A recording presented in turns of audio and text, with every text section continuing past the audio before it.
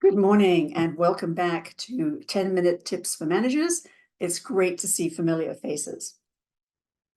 This morning, we are once again in the social climate and morale building block of well-being and with our theme of building a positive outlook. And what we're going to be focusing on today is how we encourage our teams to look forward and have a future orientation. But before we jump into that, let me be very clear that there is a problem when we talk about positive outlook, and that is toxic positivity.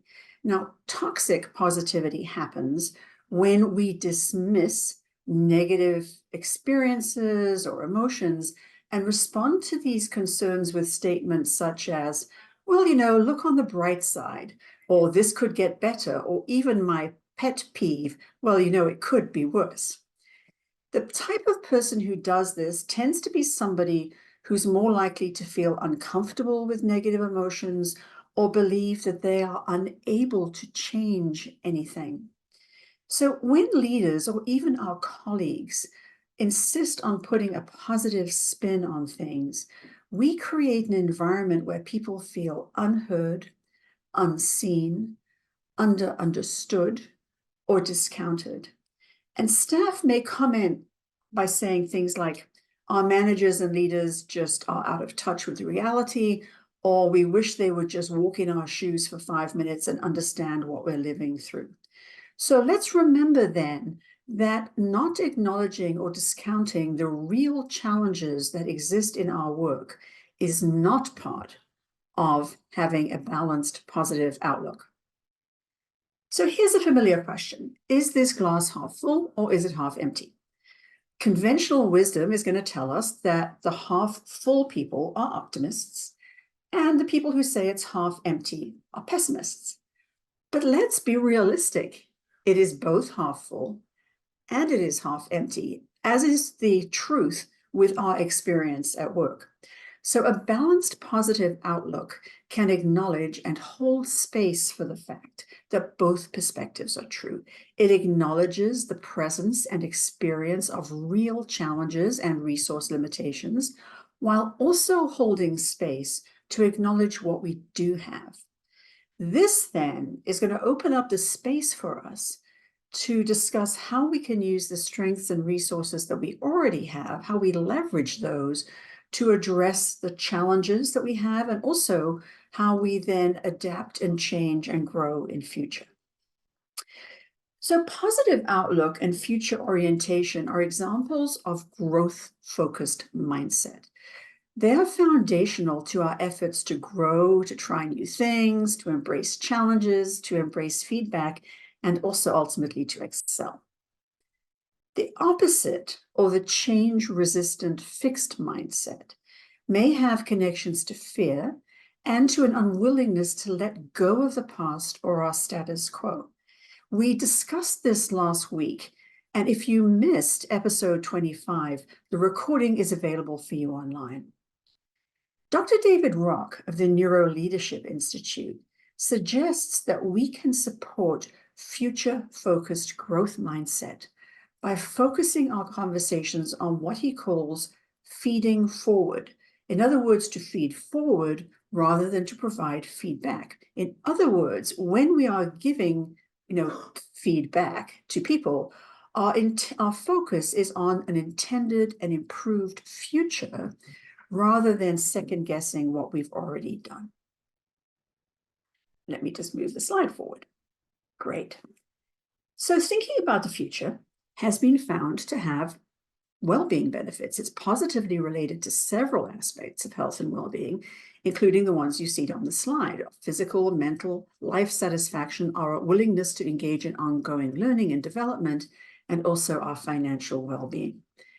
And then when we think about the benefits of future thinking and growth mindset at work, these are increased solution finding in our teams, agility and adaptability, which is super important in healthcare at present, innovation, goal attainment, employee engagement, and employee development. But I have put an asterisk next to those last two because we're not going to get those last two if we as managers don't include our staff and colleagues in future-oriented conversation.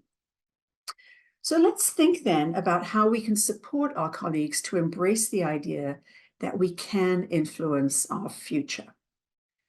The first is to be aware of all or nothing thinking, whether that's in you or in other people you lead.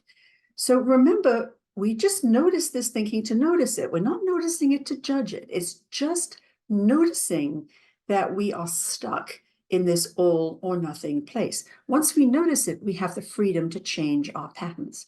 And to do that, I offer you this next question, and that is, what else is true? I think of this as what I call a big sky question. Sometimes it's easy to focus on the clouds, especially if they're gray or they're threatening storms. And we find it hard to separate ourselves from the stormy clouds.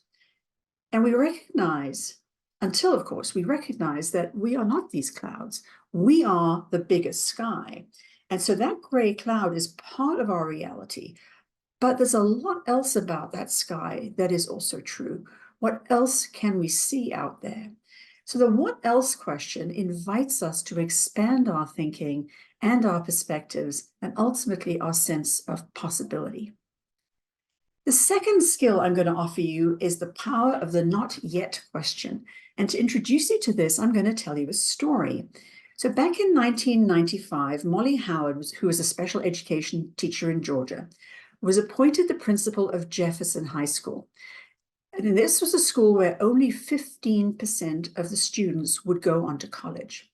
She discovered a belief both in the students and in the faculty that these students could not succeed.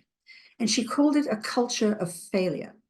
So one of the strategies she used was the removal of the failing grade, not to advance people, but to create a different perspective.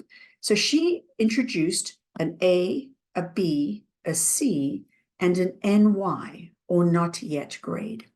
So students interpreted the not yet grade as not failing, but that my teacher believes I can do better if I keep trying and I keep learning. And by substituting the idea of not yet, the school fostered a future-focused growth mindset and eliminated the idea of never succeeding. The school went on to achieve some remarkable improvements and remarkable student outcomes. And in 2008, Howard was named the U.S. Principal of the Year. So when exploring future possibilities, I really encourage you to try on that not yet statement for size. The third technique is to co-create a shared vision. And remember, that's what was created at that school.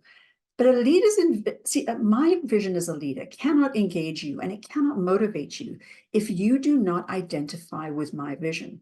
So at best, we comply with other people's visions for the future. It's only when we include our colleagues and we feel that this vision is meaningful to us that we can either care about it or commit to working on it. So I invite you to invite your team to co-create your future well-being vision, and that is another powerful strategy. And perhaps, as we mentioned last week, you can even think about a vision board for your future. And the final strategy I'm going to offer is to provide your team with a compass and not a map. Now, this is a well-known leadership concept, and it's related to autonomy and to empowerment, but it's not immediately obvious. So please allow me to walk you through it. Imagine we ask our team to go on a change journey, perhaps towards a future well-being goal. We can give them a detailed map, i.e., we can give them a detailed action plan and say, off you go. But on the way, they encounter challenges and obstacles or delays we had not anticipated. And that sounds an awful lot like the work we do in healthcare today. So if they've only got a plan and they get derailed, they don't know where to go. But now imagine that we work with them to get very clear about where that final destination is, where they're going to, and perhaps we even talk about where are some of the places we need to get to en route to that final destination. But now we give them a compass. In other words, we give them some autonomy, we give them some control, we give them some flexibility to go a different way until they're back on track. Now with that, once they get distracted or lost, they're able to get themselves back on track. And so the question I would ask you is, how as a leader do you become a compass for them? And some of this gets back to our discussion of trust, where we have to trust our people's capability to be part of this journey that we're on towards a future vision. So that brings me then to our tips for today. Manager tip 29 is involve your team in co-creating the vision for your shared work. And agenda tip 31, introduce the concept of not yet thinking to your team. Reflect on how it supports a growth mindset and build on it. Now, as always, we ask you to join us again next week.